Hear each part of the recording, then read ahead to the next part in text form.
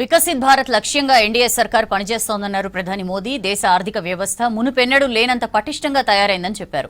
Delhi liquor కేసులో సాక్ష్యాలు తారుమారు చేశారని ఆరోపించారు బీజేపీ నేతలు. కేజ్రీవాల్ చెప్పింది నిజమైతే దర్యాప్తు ప్రారంభమైన వెంటనే మద్యం పాలసీ ఎందుకు రద్దు చేశారని ప్రశ్నిస్తున్నారు.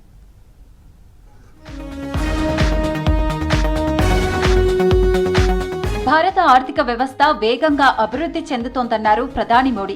దేశ అభివృద్ధి ప్రయాణం కీలకమైన దశలో ఉందని చెప్పారు.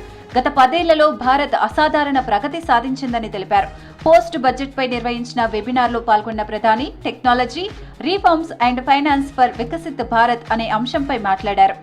जो गवर्नेंस में ट्रांसपेरेंसी बढ़ाए, जो जनता का जीवन आसान बनाए, उनके लिए नए नए अवसर बनाए. बजट में इससे जुड़े निर्णय ही अर्थव्यवस्था को स्थायी मजबूती देते हैं. देश की विकास यात्रा के एक महत्वपूर्ण समय में है जब हमारी अर्थव्यवस्था तेज गति से आगे बढ़ रही है.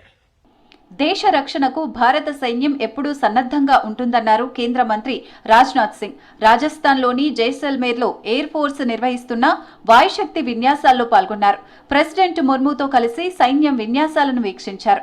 పటిష్ట భారత నిర్మాణానికి మోడీ సర్కార్ కృషి చేస్తోందన్నారు రాజ్నాథ్. टैंक कॉन्वॉय, टैंकों का काफिला, target number 9 forward area rearming and refuelling point, target number 17 excise policy కేసులో కేజ్రీవాల్ కు క్లీన్ చిట్ ఇవ్వడంపై స్పందించారు ఢిల్లీ సీఎం రేఖా గుప్తా.